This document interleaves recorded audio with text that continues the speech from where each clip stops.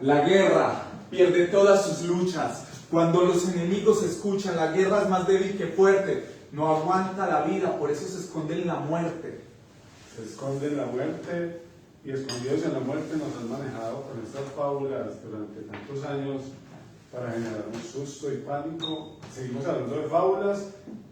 Junio, mes de diversidad para hablar de esas fábulas de la corrupción en Colombia. Tradicional en la Casa del Parque, Politriarte, los tintos, Politriarte los jueves. ¿Y cuál es tu? ¿Cuál es tu cuento con la corrupción? ¿Cuál es tu cuento con la corrupción? Hoy le estamos preguntando a la gente qué es eso que le intimida, que le asusta y que le ha frenado posibilidades de su relato en la vida. Y entonces tenemos... En la noche de hoy tenemos un invitado académico, un invitado que ha trabajado mucho en la escritura, en la dramaturgia, en la dirección y pues del cine, de la actuación, del teatro. Entonces, bueno, vamos a conversar un poco de esos conflictos también. Un poco mucho de esos conflictos. Y entonces en la noche de hoy vamos a hablar con Duván Chavarría. Bienvenido, Duván. Bienvenido, Duván, a los tintos Politriarte. Hola, muchas gracias por la invitación. Y brindamos con café. Bueno, salud. Con café está muy bueno. Muchas Por aquí gracias. en el público a Nadine, que nos está acompañando también. Sí. Muchas gracias a Politriarte por la invitación a conversar, que tan bueno. Me alegra mucho. Hace rato teníamos esta conversación pendiente. Bueno, en serio. Duván, y hablando un poquito de tu proceso, ¿cómo es que has llegado a todo ese montón de cosas que tenés en esta hoja de vida? Dirección de 1000 cosas, actor. A ver, sí, así yo también me lo pregunto. Yo creo que uno llega como sin proponerse como mucho dónde llegar. Pues en mi vida ha funcionado como dejarme sorprender. Wow. Creo que una de las primeras decisiones así como muy claras en el oficio fue, por supuesto, estudiar teatro, ¿cierto? Un momento que dije, bueno, voy a estudiar teatro. Pero después de que empecé la carrera, un poco la carrera me fue mostrando caminos, ¿cierto? Me iba mostrando como vías, y donde iba vibrando en ese camino me iba yendo. Entonces un poco como esta idea de llegar a ser director de actores para cine no era una cosa como desde antes que ya me hubiese propuesto, no, sino que es como una consecuencia natural de esa primera decisión de estudiar teatro. Y cuando se dirigen actores para cine y en la escena teatral, ¿crece mucho la escena teatral también? Yo creo que sí, hay los dos lenguajes, digamos así, ¿cierto? El teatro y el cine tienen mucho para entregarse uno al otro, ¿cierto? El teatro, por ejemplo, tiene para entregarle precisamente al cine todo ese conocimiento sobre el manejo del actor, sobre el trabajo del actor, sobre la creación actoral, como esa parte, digamos, como más interna de ese ser creador y creativo, ¿cierto? A veces el cine, he escuchado personas incluso que dicen, compañeros de escuelas de cine que alguna vez estudié, diciendo que el actor simplemente era como un elemento para la composición del plano, ¿cierto? Entonces un poco como el desconocimiento de lo que es un actor. Y nosotros del cine, digamos, el teatro, el cine tiene mucho para aprender en términos de la producción, en términos de la organización, en términos de apreciar muchísimo como la experticia de cada persona, saber ubicar las personas en su lugar adecuado de lo creativo para que le den pues, al conjunto o al colectivo de la obra. Entonces a veces dicen que el cine es como hijo del teatro. Creo que son más bien como hermanos, pues, no es como una cosa que uno le tenga que dar al otro, sino como que ambos van creciendo juntos, después de que aparece obviamente el cine, y bueno, ahí el desarrollo es como conjunto. ¿Y estudiaste cine dónde? Yo terminé teatro y lo primero que hice fue una especialización ahí mismo en la universidad, y desde ahí ya empezó como la inquietud con el tema de la dramaturgia, pero la dramaturgia para cine. Me interesaba mucho como el guión, empezar a escribir desde ahí. De hecho, sos reconocido como un dramaturgo de muchas de las obras, ¿cierto? En el teatro soy más actor, realmente. Ok. ¿Cierto? Yo he trabajado más en el teatro como actor en varias obras. Escribo para cine, sobre todo para mis proyectos, ¿cierto? Yo tengo varios guiones ahí ya en proceso de desarrollo, y algunos de cortometraje que ya se han hecho, pues ya he grabado 3 cortometrajes. uno está por estrenarse este año. Wow. Y para el cine, en el medio me conocen más como director de actores, porque ya llevo 9 producciones en esa tarea de la dirección de actores, 5 largometrajes y 4 cortometrajes, y por ahí se vienen pues otros proyectos en esa línea. Y es más fácil ahora hacer cine, es cierto que es más fácil hacer cine porque el cine siempre fue muy complicado, los recursos, Claro. el apoyo estatal. Sí, claro, por supuesto el cine se ha democratizado, digamos, como el acceso, está muy ligado como todo ese desarrollo de las comunicaciones también. Entonces los equipos ahora son equipos más asequibles, ¿cierto? Antes para uno hacer cualquier cosa en cine necesitaba pues una cantidad de dinero por los rollos fotográficos, por las mismas cámaras, los equipos eran una cosa como muy costosa, y lamentablemente por eso se volvía una cosa muy elitista, ¿cierto? O sea, el cine era como los grandes maestros que podían hacerlo, que tenían los recursos, o las grandes empresas, ¿cierto? Por eso el cine, pues, en ese momento el cine independiente, o lo que llamamos también cinearte, era muy escaso, pues, el desarrollo pues, en un país como el nuestro. Pero cuando empieza todo este desarrollo de las nuevas tecnologías, aparecen unas opciones maravillosas. De hecho, hay competencias, por ejemplo, ahorita de cine con celulares, Claro, ¿cierto? Entonces, eso precisamente hace que lo interesante no es todo lo técnico, ¿cierto? Como los equipos, sino el contenido. Eso me parece fundamental. El contenido de la historia, ¿cierto? Lo que se cuenta. Claro. Eso resulta ser más importante cuando todo el mundo puede hacer cine. Lo que queda para apreciar es el contenido, no solamente la manera. Aunque, por supuesto, con buenos recursos económicos se pueden tener otros alcances, por supuesto, ¿cierto? Yo creo que eso es sin decir, pues, que lo otro no es importante. Pero no se necesita. Que no se necesita, sí. Bueno, y como ven, Duván es un teórico muy importante de eso, porque lo ha estudiado, porque se ha especializado en el área del cine, de la dramaturgia, de la escritura, pero también de la actuación.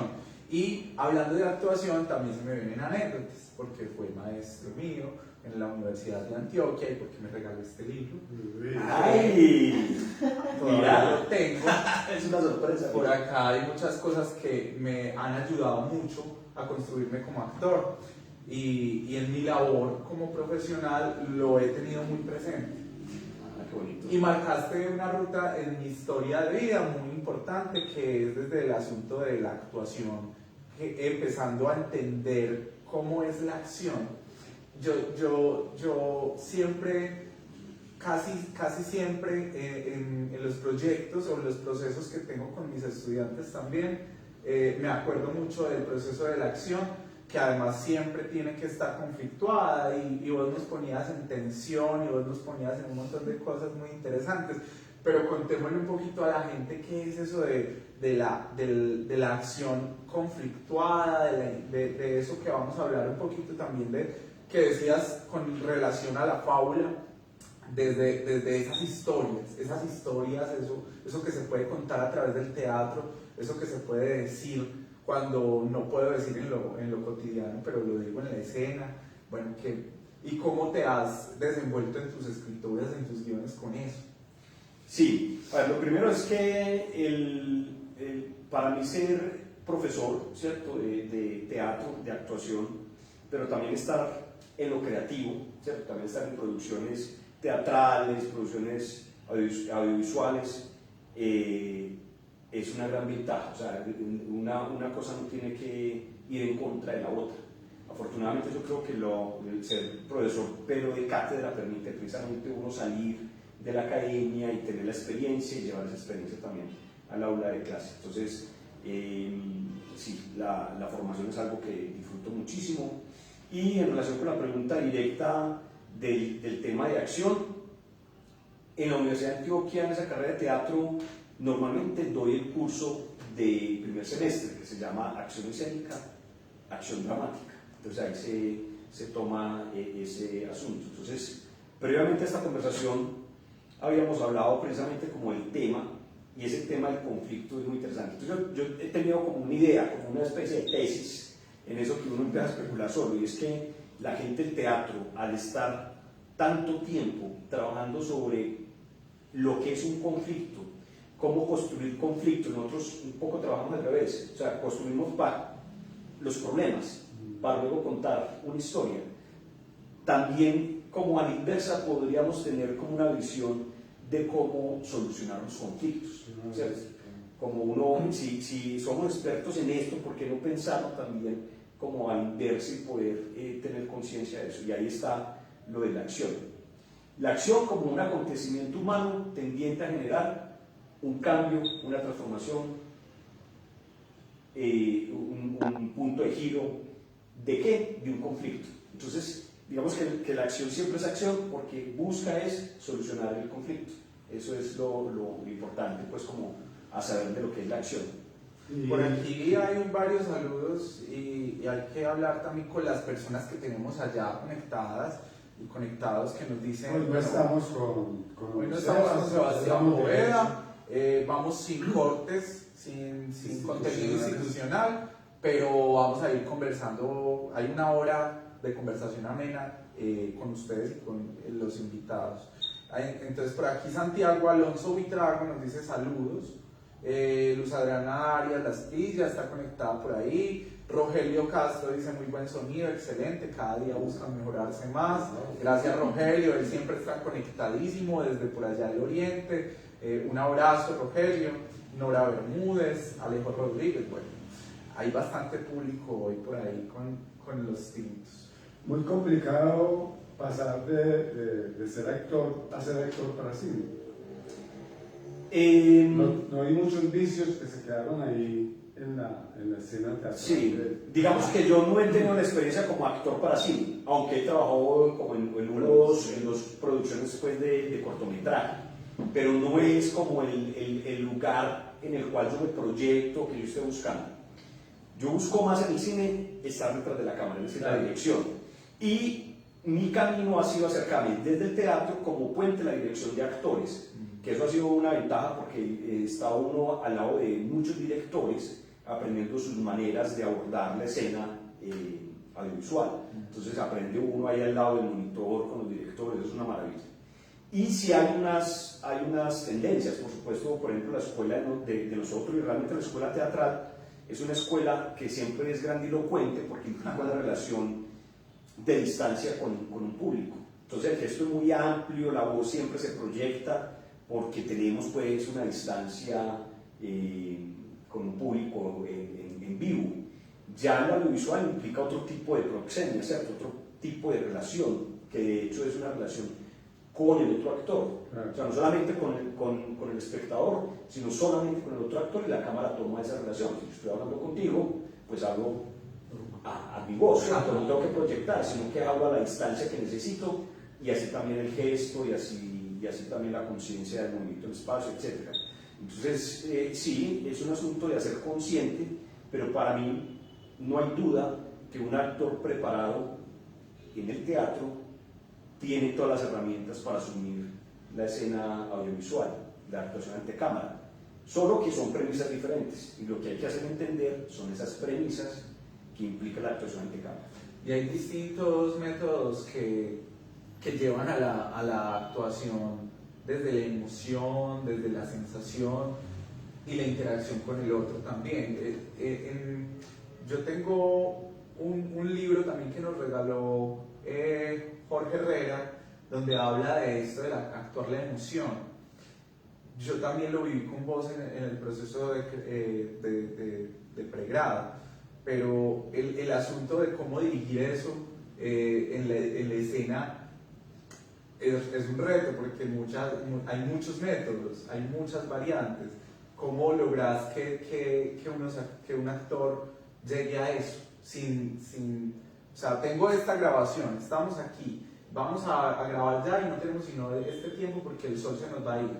Entonces, ¿cómo lograr que ese actor o esa actriz que no ha hecho un trabajo previo de emociones, que es un actor natural, logre llegar a eso? ¿Cómo lo logras? Sí, lo primero es que el trabajo de la dirección de actores es, por supuesto, un entrenamiento para ese momento ante cámara. Es decir, siempre ese entrenamiento busca es precisamente como cerrar esa brecha de ese desconocimiento que se tiene de esa condición específica de la cámara. Yo lo que trato de hacer es precisamente eso. Yo creo que es un riesgo tenaz, uno con un actor natural o con un actor que venga de otras técnicas, por ejemplo la teatral, y ponerlo sin una preparación previa frente a una cámara. Eso es un riesgo. Incluso yo lo siento en algunas ocasiones, no solamente como riesgoso, sino como, a ver cómo decir, como irrespetuoso con esa persona. ¿Sí? Porque es como entrar a un universo, entrarlo a un universo sin darle las herramientas para que esté ahí. Y luego se le culpa, ¿cierto? Y luego se le dice, está sobreactuado, no es lo que estamos esperando, entonces eso es un riesgo tenaz. Y a veces, hay que decirlo también, hablamos mucho del actor natural, como del actor que no tiene una experiencia para cámara, pero también hay mucho director natural. Es decir, directores que por primera vez y sin saber de la técnica, de la actuación, de los actores, se atreven. De hecho, se dan casos como que tiene más experiencia el actor, porque no es un actor natural, sino un actor preparado, que llaman a una película, un cortometraje, etc. Y el director que está ahí detrás de la cámara es un actor haciendo su primera película. No sabe cómo hablarle a ese actor. Le teme hablarle porque tampoco tiene el lenguaje de la actuación. Ajá. Entonces yo creo que el tema de la dirección de actores implica uno cerrar esa brecha entre ese, y además uno es un canal del director, de la voz de ese director y esos actores, y un poco cerrar esa brecha y poder establecer un canal de comunicación más preciso para que las cosas se den como se quieren. Historia, ¿qué te gusta narrar y contar? Yo tengo una tendencia a contar historias de encuentros y desencuentros, me gustan mucho, siempre estoy marcado por eso de la dramaturgia del acontecimiento social, eso me interesa muchísimo, hablar de lo que nos pasa como sociedad. Creo que el cine y el teatro siempre son medios para hablar de nuestro tiempo, ¿cierto? Incluso cuando vamos a hablar historias pasadas, por ejemplo, de época, es porque se actualizan en algo de nosotros ahora, ¿cierto? Porque es importante para nosotros en nuestro tiempo. O incluso cuando se especula con cosas del futuro también, es porque esa pregunta es actual en nuestro tiempo, si no, no habría un consumidor para eso, no alguien que quiera ver esa película. Entonces, de ahí, o sea, como que los temas míos vienen a veces de cosas muy familiares, como muy personales, pero a veces también yo estoy viendo una noticia en la televisión, por ejemplo, o en la prensa, o leo un artículo y me conmueve tanto ese acontecimiento social que cuentan ahí, que quisiera hacer una película de eso. O sea, que no hay como un solo lugar donde salen pues como las ideas, en este caso no, en este caso son como varias. Básicamente es eso que me conmueve. Si me conmueve a mí, yo veo como que hay una potencia de una historia para conmover, porque eso sí me gusta mucho, me gustan las historias que conmueven, ¿cierto? Que la gente sale diferente de la sala, o de la sala de teatro, de la sala de cine. Pero ahorita que hablabas de la relación con los actores y la diferencia, una pregunta. Entonces, tu trabajo implica conversación mucho con el director, porque él es el que sabe qué quiere y vos sos el que medias con el personaje que va a actuar ahí, con la persona. Porque me llama mucho la atención que yo no soy muy del área de cine, que por ejemplo cuando a uno le cuentan que la mujer de Belimar, esa chica fue una actriz natural que llevaron al proceso a convertirla en una superactriz con ese trabajo, uno dice tiene que haber un trabajo muy firme de quien está frente a ese tipo de cosas. El acompañamiento. Sí, o sea, esa conversación con el director es fundamental. Uno empieza casi que desde ahí, o sea, si hay conexión con el director, si hay confianza de trabajo ahí, el otro puede empezar a fluir, ¿cierto? Ya con el trabajo con sus actores, etc. Entonces esa primera conversación es fundamental. Yo casi siempre planteo los alcances, ¿cierto? O sea, no hay una sola forma de llamar este trabajo. Hay quienes lo llaman coach de actores, otros entrenamiento de actores y otro dirección de actores. Yo lo que cojo esas denominaciones y las utilizo para determinar como los alcances. para que quede claro al otro hasta dónde va mi trabajo, Claro. porque si no Y va a haber también decepción, para el actor. ¿cierto? Y también para el actor, porque si no estamos como en una convenio en el que vos crees que yo voy a llegar a un punto y yo llego hasta otro punto porque creo que hasta ahí me corresponde. Entonces, el entrenamiento, para mí, esto es lo que le digo yo a los directores, llega hasta el inicio de la producción, es decir, es puro trabajo de ensayo en la preproducción, ¿cierto? Es decir, previo a empezar el rodaje. Eso sería un trabajo de entrenamiento. El trabajo del coach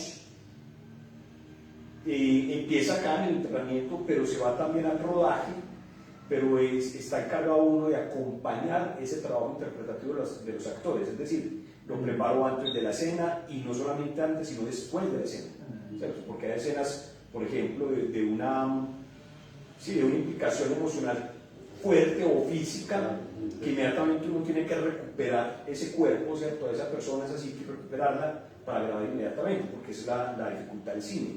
Como se graba por corte, plano, corte, uno puede estar repitiendo la misma escena durante una tarde y tiene que tener una continuidad dramática esa actuación. Entonces, por ejemplo, hacer ese seguimiento a esa parte interpretativa sería lo que va como coach, que además se vuelve uno, pues, la persona de confianza del actor, que le dice a uno, el consejero, que le duele, que no le duele, cuáles son los miedos que tienen, cómo tratarlos. Entonces se vuelve un coach realmente, o sea, un consejero ahí. Y la dirección de actores, que lo he hecho con pocos directores, pero he tenido ya esa oportunidad de hacerlo, es cuando el director ya tiene tanta confianza que le suelta a uno incluso los actores en el set.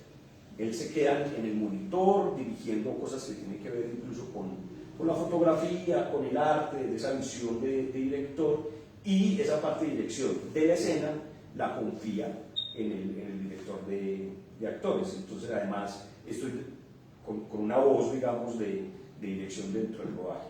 Entonces, se empieza por ahí, como cuáles son los alcances para poder pues concentrar la atención ahí al cumplimiento de ese objetivo. ¿Y trabajas por lo general con gente del teatro o también con actores de los que llamamos naturales? Se ha dado mucho que sean mixto, digamos, el reparto.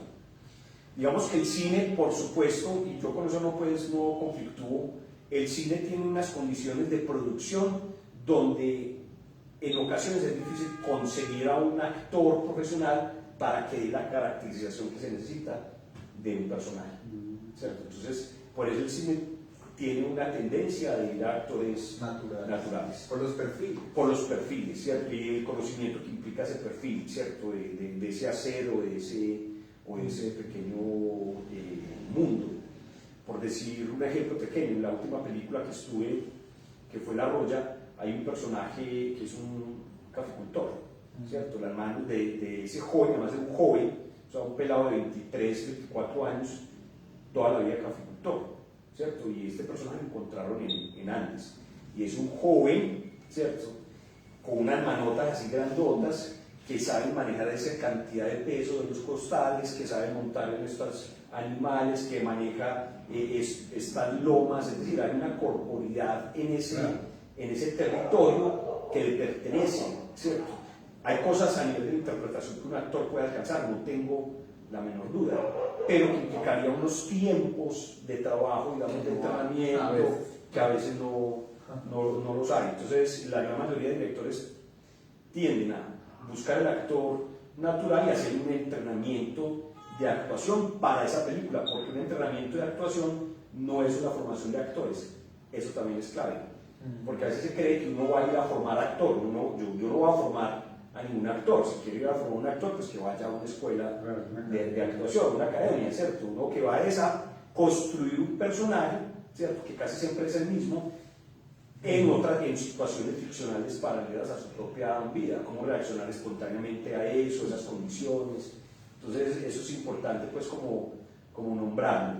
Pero he trabajado en películas con actores del mundo del teatro y del cine de mucho tiempo, que también es súper rico. De hecho, ha pasado que con los actores profesionales gozan más el ensayo, o sea, gozan más el entrenamiento de actores, le dan un valor muy importante a ese lugar de construcción del personaje, porque pues es la carrera de ellos, ¿cierto? De uno.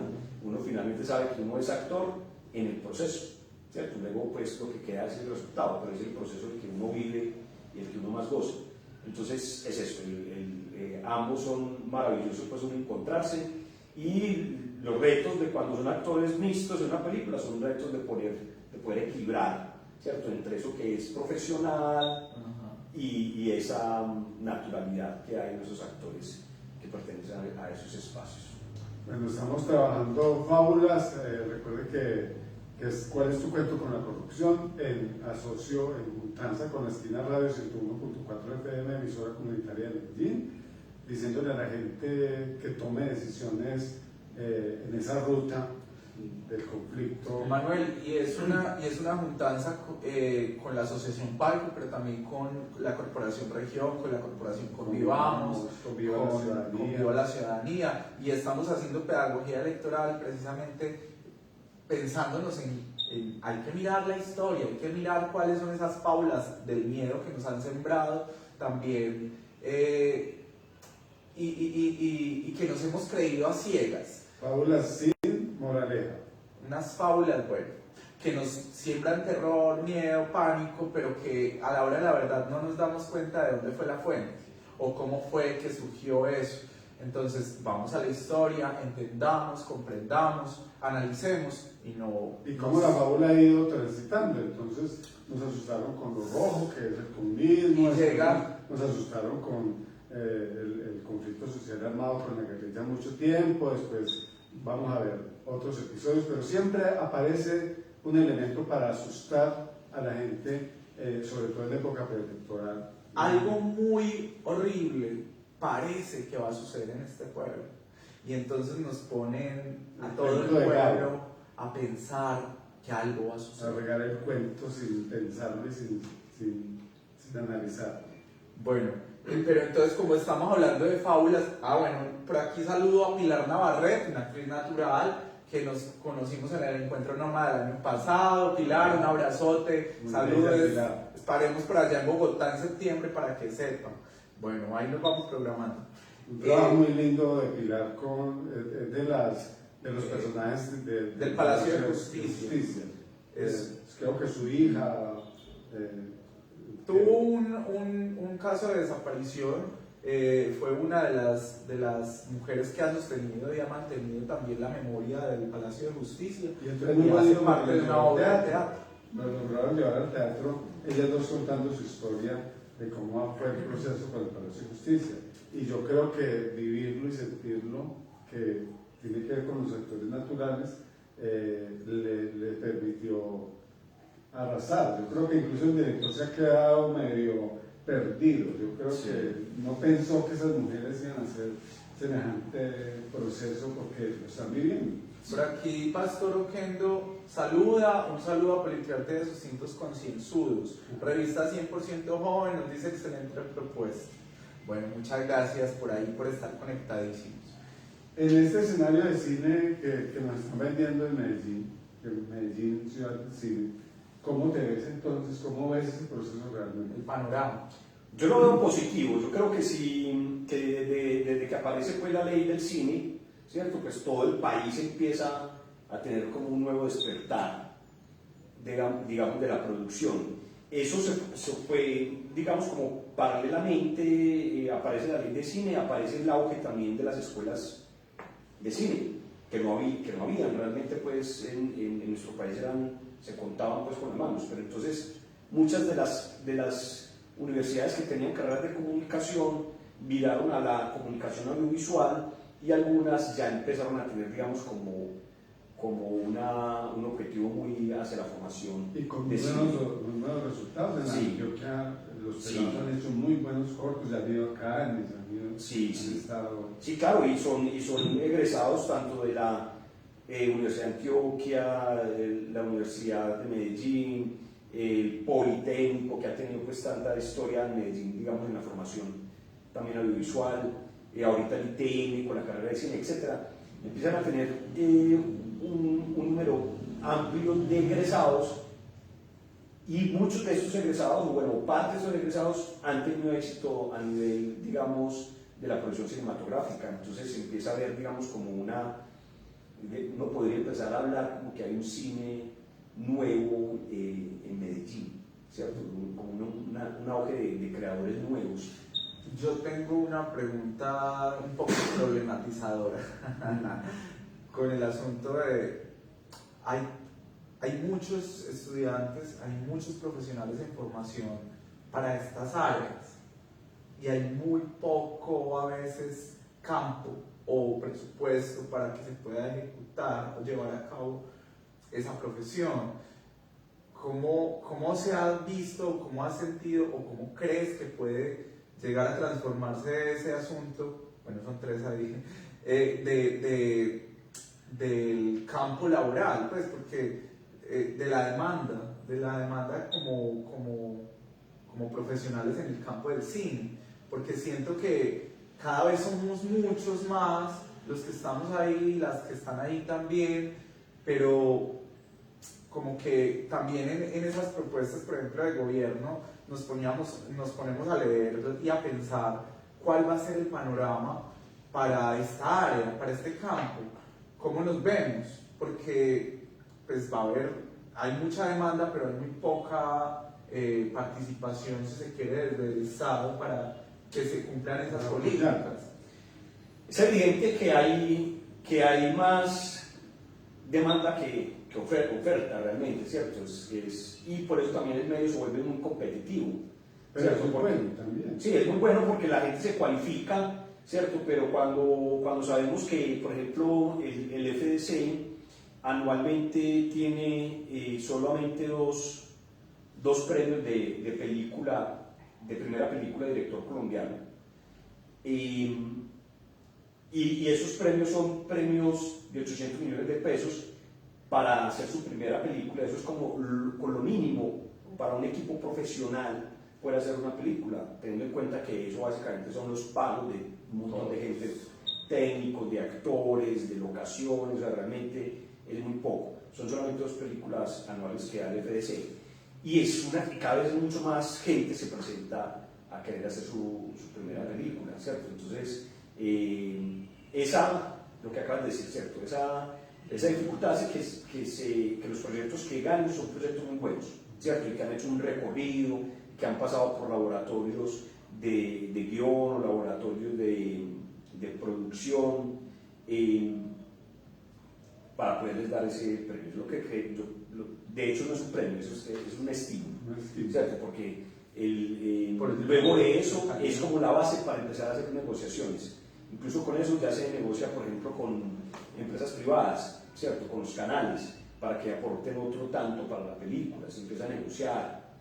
Entonces, creería que es positivo esto de todo lo que se ha hecho en formación, que creo es muy importante. Creo que gracias a estos apoyos también han aparecido nuevas películas maravillosas en todo Colombia, pero creo que obviamente es necesario empezar a abrir más, ¿cierto? Más posibilidades para que la gente se acerque y llegue, digamos, a hacer sus primeras películas, porque eso implica también, esos riesgos implica también poderlo hacer. Por aquí, bueno, primero a Revista 100% Joven hay que agradecerle porque esta semana recibimos una donación por parte de ellos de unas guitarras para la Escuela Comunitaria de Artes Politriarte, y bueno, muchas gracias por esa donación. Les vamos a dar muy buen uso aquí en la escuela. Los niños y las niñas, los jóvenes que vienen a la escuela, pues ya tienen un elemento para practicar y para estar aquí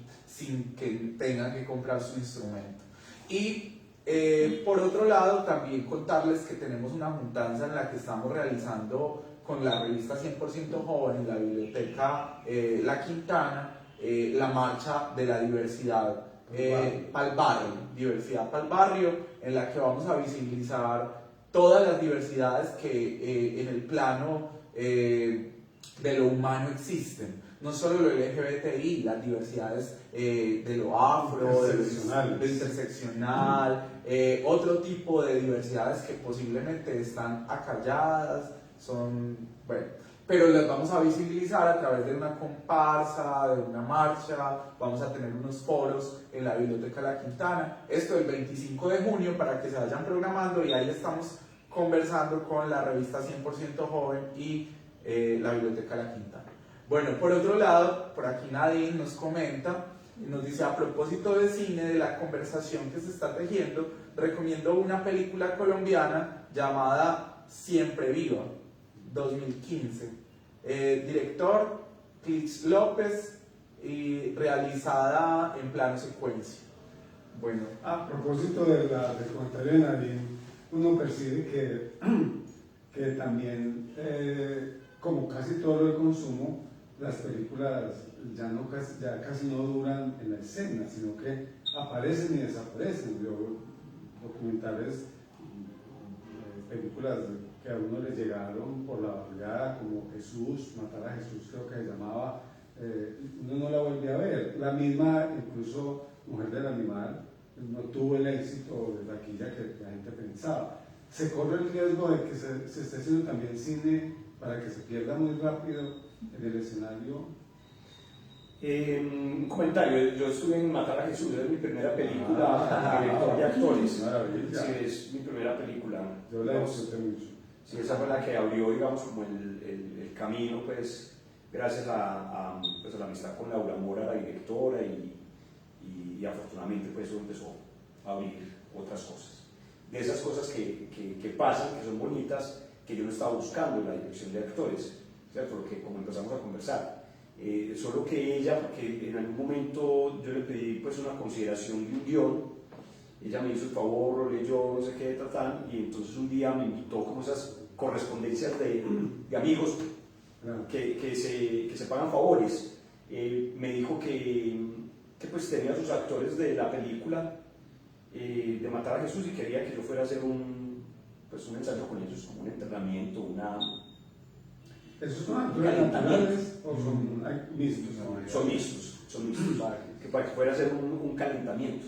Y yo me fui a hacer ese calentamiento y eso resultó tan bueno, ¿cierto? Que primero la directora quiso al otro día que el otro calentamiento y luego quiso que estuviera pues en todo el proceso de entrenamiento de actores e incluso tuve llamados para la película. Entonces, más un asunto de coach, pero fue una cosa que no fue como buscada, sino que por allá apareció como el faro y me fui por ese lado porque pues mi interés es la dirección de cine, entonces era un camino, pues el camino que hay que hacer, ¿cierto? El recorrido, estar al lado del director y mirando cómo resuelven su escena audiovisual, ¿cierto? Además, Mora tiene mucha tradición en su trabajo ya. Sí, tiene mucha experiencia, digamos que es una de las directoras más importantes. Es hija también del director, ¿cierto?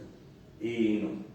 Pensé que era hija del director. No, uno podría decir que es hija digamos, de Víctor Gaviria, como a nivel del tipo de película, pues es un referente, pues, digamos que para toda la gente que hace cine en Medellín, Víctor siempre va a ser un referente, pero en este caso pues creo que hay una conexión muy importante de amistad entre ellos dos y una influencia, sin decir que el cine pues, de Laura Mora es el mismo tipo de cine que hace Víctor. Ahorita hablabas de un panorama que se viene muy interesante para lo cinematográfico y lo audiovisual aquí en Medellín y en Colombia, y yo lo empiezo a ver de una manera muy interesante también en cómo las producciones están siendo o están teniendo unos contenidos un poco más interesantes, porque se pasó, tal vez la misma audiencia o televidentes han estado pidiendo también hace mucho rato algo distinto a lo que siempre les mostraban y les vendían.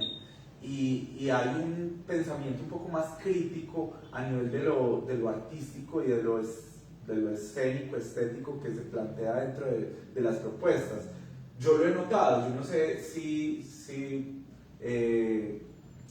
pues tiene que ver también con relación a la misma competencia que hay, que nos perfila a hacer cosas con más criterio. Con más... Sí, indudablemente también hay un fenómeno que es la llegada del cine en streaming, ¿cierto? Cuando llegan todas estas plataformas donde uno puede acceder a ver películas en línea, ¿cierto? Netflix y todas las demás, también empezar a abrirse un poco el campo de apreciación del consumidor de cine, ¿cierto? Yo creo que también se da un espacio para ir abriendo y teniendo, digamos, sí, un poco como un cambio del tipo de demanda, ¿cierto? Del tipo de las cosas que está consumiendo, ¿cierto? De sus necesidades también a nivel de la apreciación de lo cinematográfico. Todavía falta mucho por recorrer en ese camino, pero siento que, por ejemplo, la idea de cuando empiezan los seriados de televisión a tener un lenguaje más cinematográfico y menos televisivo, ¿cierto? Eso implica que la gente del cotidiano, la gente que está viendo novelas, ¿cierto? Ya empiezan a ver otro tipo de lenguaje, otro tipo de narrativa más cinematográfico en historias que se asemejan a las novelas, ¿cierto? Entonces empieza a abrir un poco digamos, a cambiar un poco la apreciación de esos contenidos. Entonces yo creo que desde ahí sí se abre a nuevos contenidos y también pues lo que la gente empieza a consumir pues empieza a generarse como, ¿cierto? esa correspondencia de la demanda, ¿cierto? Entonces empieza a haber otros criterios también del trabajo interpretativo. Yo le quiero dar un punto de giro a la conversación, hablando desde el trabajo de la dramaturgia, de la escritura de guiones en cinematográficos, es darle la vuelta y poner a un acontecimiento inesperado. Aquí en la conversación yo quiero plantear un punto de giro y es para que nos vamos a hablar un poco de el personaje de Duan, cómo llega a... ¿Cuál fue, primero, cómo llega a su profesión como actor? ¿Qué lo motivó a llegar ahí? ¿Por qué? ¿Cómo nació ese bichito ahí de la creatividad, de la necesidad del arte?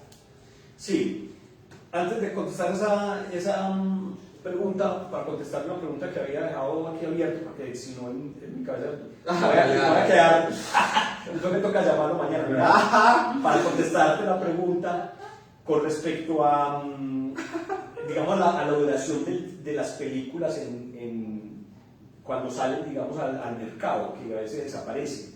Lamentablemente depende mucho de la taquilla, ¿cierto? El cine de nosotros depende de una taquilla, porque finalmente es un cine que se sostiene pues, por el público, ¿cierto? Entonces cuando hay una película, entonces va a volver una fogata, esto va...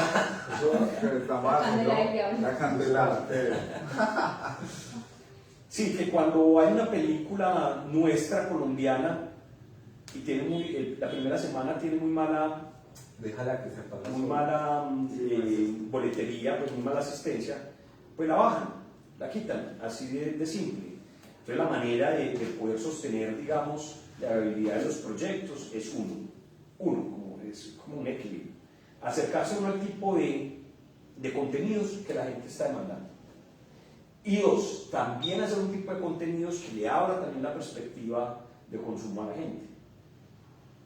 Es como entre esas dos, o sea, no solamente estar complaciendo, sino también contando esas historias, abriendo otros lenguajes, pero uno no puede llegar tampoco al punto de que yo hago mi cine y con que me vea pues mi amigo, pues mis amigos ya con eso me quedo contento. O sea, creo que es cine tan independiente que solamente lo ven el círculo más cercano. Yo creo que también hay una necesidad de acercarse a la gente en ese equilibrio, ¿cierto? No solamente complaciendo, sino también incomodando y haciéndole preguntas y abriéndole esa capacidad de percepción.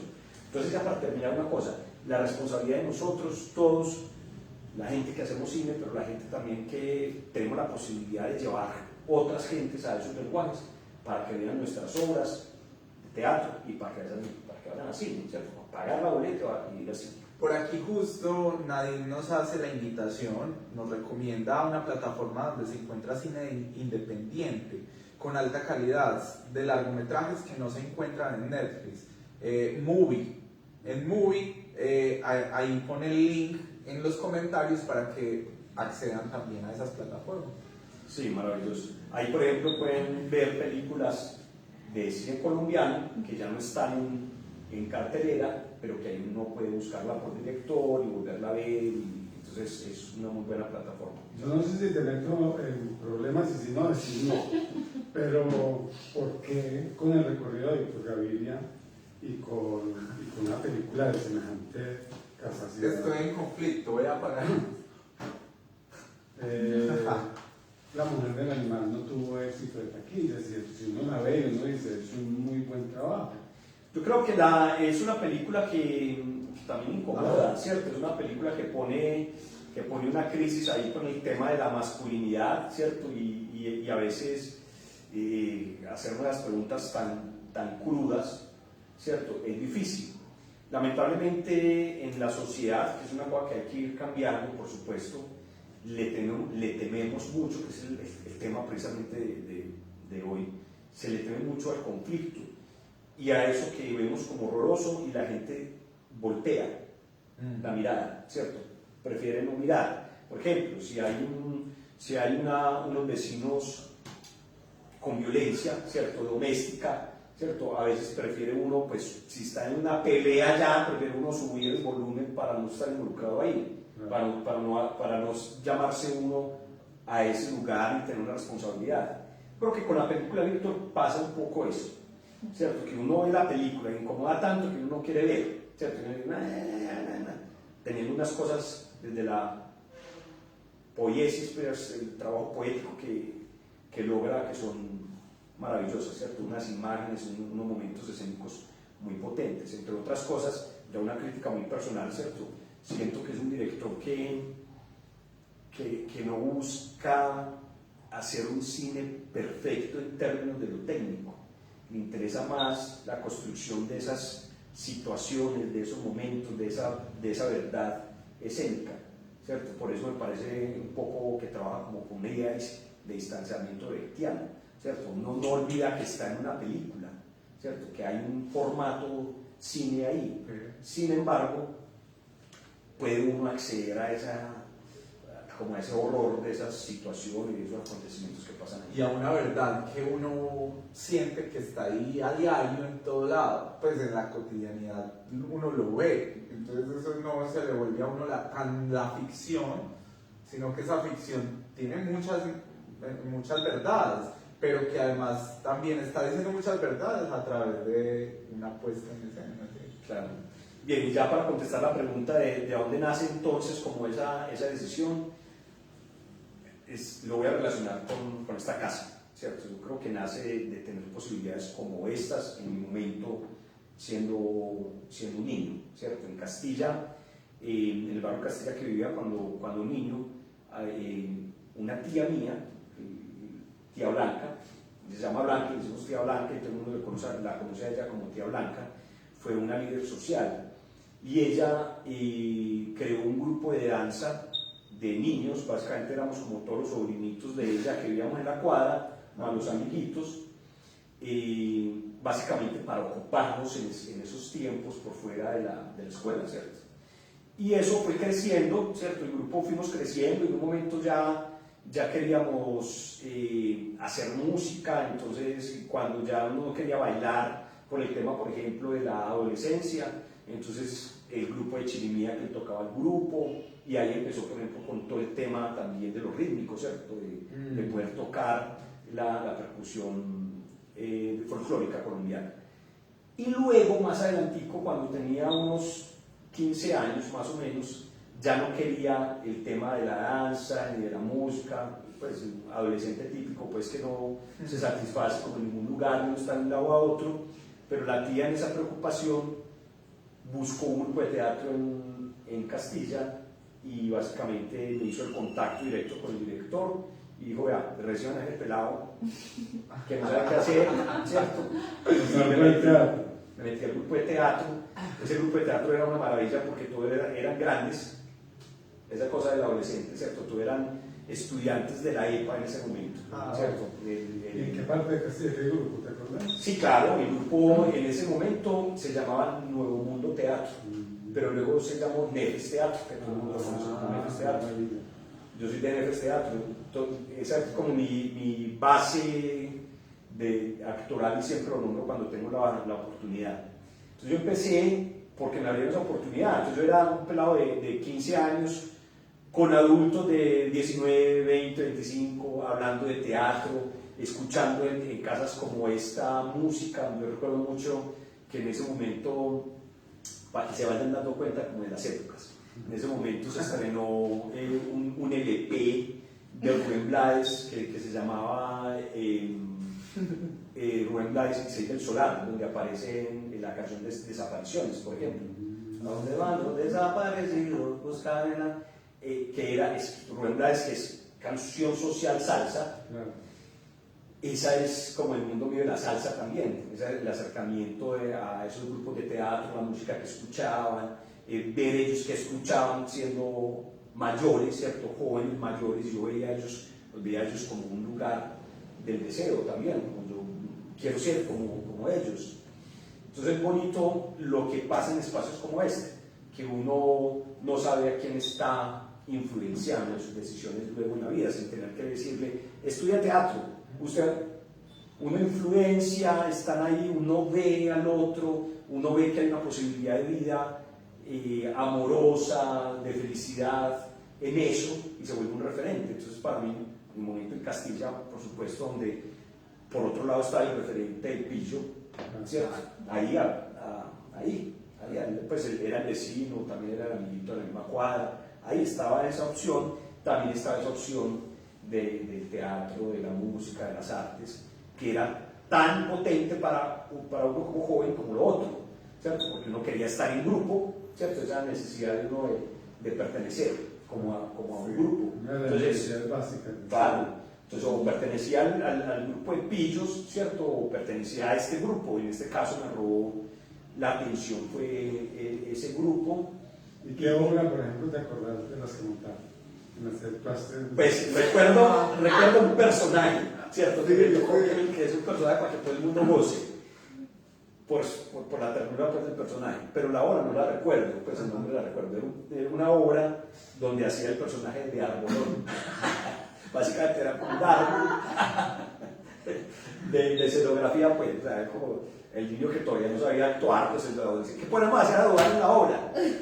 De Arbolón, ¿cierto? Arbolón. Era el arbolón de la obra. Sí, luego por esa decisión de estar en el grupo de teatro pasé al grupo artístico del colegio, que también tiene ahorita mucha repercusión. Yo estudiaba en el Liceo Alfredo Coco de Castilla, y en ese momento, cuando estaba en 10 y 11, se creó Renovación, que nace en el colegio por una profesora de sociales. ¿No sabías? Sí, nace. Sí, claro, Pato nos contó. Sí. No lo relacionaba con el... por una acción De una profesora del colegio, que creó un grupo Renovación para llamar por la misma intención, ¿cierto? Gabriela se llama la profesora, todo el mundo la recordamos con mucho cariño, porque nos recogió a todos los pelados que un poco no teníamos lugar, porque eso pasa a veces con las artes y el audiovisual. Que entraban en el colegio a sacar a los pelados. O sea, claro, en ese momento en el colegio, pues es tan fuerte como saber que en el momento que yo estudié en el colegio, el Alfredo Koch no tenía las rejas que separaban, pues, o sea, la gente podía entrar y salir. Y en ese momento hubo asesinatos de estudiantes dentro de los salones de clase. Eso es una de las historias que tiene ese colegio, ¿cierto? En la época que yo estudié ahí, se entraban y asesinaban a estudiantes, por lo menos en 2 casos que yo recuerde pasó dentro del colegio. Entonces esta profesora, en su visión social, recoge todos los pelados y los pone a hacer lo que nos gusta. En ese momento, por ejemplo, el rap, a bailar rap. Yo ahí bailé rap, era rapero, ¿cierto? También de esas cosas de las tribus juveniles que uno está buscando. Y bueno, y la comparsa, y la unión, y la fiesta también, y el teatro. Simplemente abrir el espacio para uno encontrar ese grupo de los que no tenemos grupo, un poco, ¿cierto? De los que uno no sabía dónde ubicarse. Llegamos ahí, y Renovación, pues, todavía está. O sea, Renovación salió del colegio. Nuestras juntanzas. Acabaron de cumplir 35 años más. Sí, nosotros Sí, nosotros hace poco fuimos a ver una obra de ellos en Castilla. Sí, ¿cómo se Una llama? obra de la necesaria para la suplicante. La suplicante. En este momento, en este contexto. La vimos maravillosa. Es el trabajo de esas chicas de, Sí, sí. renovación de Pato. Un saludo a un Pato. saludo para las chicas de Renovación, una juntanza muy bella también con nosotros con el Festival de Teatro Clásico, hemos hecho muchas cositas con ellas también. Claro, yo siempre digo orgulloso que soy también de Renovación, pues así ya no sea el grupo, pero como alguna vez fui del colegio y estudié ahí, siempre lo hablo pues, incluso para mí era muy rico cuando empecé a ser profe de Antioquia, que llegaban muchas personas de Renovación a estudiar en Antioquia. Héctor, por ejemplo, era de Renovación, etcétera. Pues Pato, Patricia, llegó a estudiar, yo era profe de ahí y era de Renovación, entonces eran como, qué bueno que ese grupo sigue generando pues artistas en la ciudad, Que no contenidos. pierde su Esencia además su esencia del social. barrio y de lo comunitario y de la labor de atrapar también a los jóvenes, de enamorar a los jóvenes del teatro callejero, de la comparsa, de los De la zancos, vecindad. de la comunidad, de apropiarse del territorio y decir, el barrio La Esperanza está aquí, existe. Bueno, antes de ir con la parte final con nuestro invitado, invitar a la gente, sí, es lo rico de conversar, invitar a la gente porque tenemos función viernes y sábado. Vamos a estar en Siruma este viernes y sábado, para la gente que vive por allá en Villahermosa.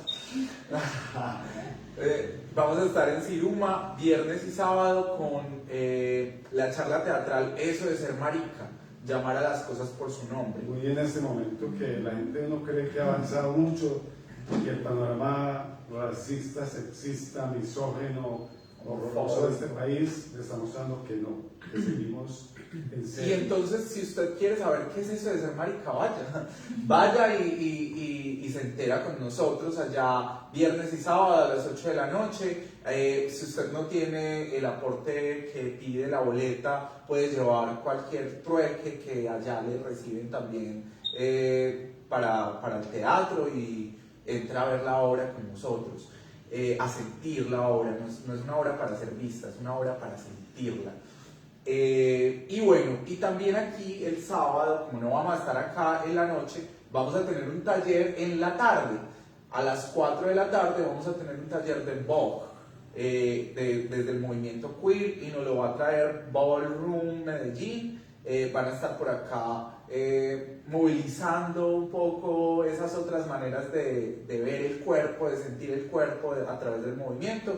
Y bueno, venga, encuentre qué es eso raro que lo Y moviliza. una cosa muy importante frente al GO, y es que está cogiendo fuerza en nuestro territorio como una manera de competencia, una manera de verse con el otro, de encontrarse. sí, sin agredirse, sino desde el baile, que es lo que originalmente lo motivó allá en Francia, creo, de los Estados Unidos. Y el movimiento que empezó además en los bares clandestinos Las chicas trans. en San Francisco, en Estados Unidos, en algunas zonas, que después visibilizó, gracias a Madonna, se visibilizó ese movimiento, esa danza, esa cultura, pero que nació en los lugares clandestinos de lo homosexual y de todas De lo esas trans, sobre culturas, sí, de lo trans. Bueno, ya para cerrar, con todo ese recorrido desde Renovación y desde el árbol, en el teatro, El algodón. desde el árbol, ¿para dónde va Luan? ¿Cuáles son sus proyectos y sus rutas de vida ahorita? Pues uno es seguir escuchando la vida porque pues me ha dado un buen resultado. O sea, tampoco hay que forzar tanto pues como esos deseos, sino que uno va haciendo acciones y eso va a tener un resultado y uno se va yendo como en eso. Pero por supuesto hay una ruta, ¿cierto? Esa ruta es la creación, seguir en la idea de hacer cine, ¿cierto? De dirigir mi película, mi primera película, y ahí que se vengan más. Pero ya está planteado más o menos la película. Sí, claro, ¿no? Ahí ya está el guión, ya ha pasado a un laboratorio, ya voy con un proceso de algo que se llama desarrollo, que es como toda la parte de empezar a buscar pues la producción, la productora que va a hacer eso, los recursos, etc. Entonces vamos caminando como en esa línea, pero sin la idea como que si no se logra pues me frustro, no, o sea, es más porque se va a lograr, ¿cierto? Es como el convencimiento que todo está ahí dado para que las cosas se hagan. Igual pues ya llevo 3 cortometrajes, eso ha ayudado para sobre todo uno aprender, ¿cierto? Todo lo que le falta y todas las cosas que uno todavía creía que tenía y no, ¿cierto? Y crear equipos, por ejemplo, conocer a la gente que es la familia de uno que lo está apoyando a uno, y si no hay plata también van a hacer la película, ¿cierto? Como eso, entonces vamos caminando hacia eso, pero sin que sea pues una cosa pues que estrese, una carga, una cosa que trasnoche, más bien una cosa que alegra, ¿cierto? La vida. Como que Las rutas del relato, hemos escuchado una ruta muy interesante de los relatos de Duván, y entonces qué rico que sea inspiración para mucha gente que está ya pensándose la vida. Un saludo de Adriana Upegui, que nos dice una buena conversación. Bueno, Un saludo a Adriana, qué rico también que estés por ahí conectada con nosotros. Adriana hizo una voz, nos hizo la voz de un podcast que hicimos en el año 2020 de la historia de Politeatro, y voy hablando de historia, entonces qué bonito que estés por ahí. Un saludo. Bueno, muchas gracias, hasta luego. Bueno, muchas gracias. Nos vemos en 8 días, el jueves, Tintos Politearte. El olvidó la canción a mi marido con la que cierra. Pilas pues con la guerra, que la guerra no es. Hasta luego.